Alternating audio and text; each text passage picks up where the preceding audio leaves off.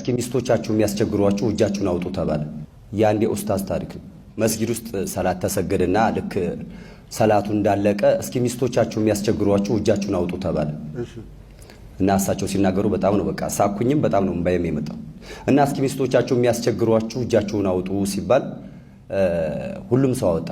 ያወጣ ብቻ ሳይሆን አብዛኛው ሰው ተነሳ፣ ቆመ። ጭራሽ ብዙ ሰው ቆመና መሮታል ማለት ነው። አዎ መሮት ብዙ ሰው ሲቆም፣ በመካከል ግን አንድ ሰው ቁጭ ብሏል።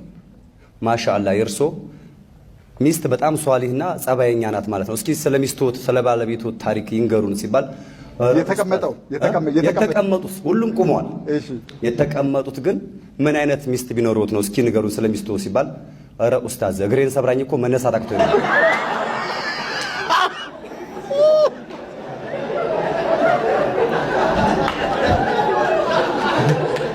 እና በሰዓቱ እኔም እንደናንተ ስቅ ያለው ግን ከዛ በኋላ ኡስታዙ የተናገሩበት መንገድ ከሳቁ በስተጀርባ አስተምሮኛል። የባሳለ እና አብዛኛው ሰው ትነጫነጫለች፣ ትቆጣለች፣ እንታረገኛለች ነው። እግር የሚሰብርም እንዳለ የባሰ እንዳለ ለማሳየት ነው።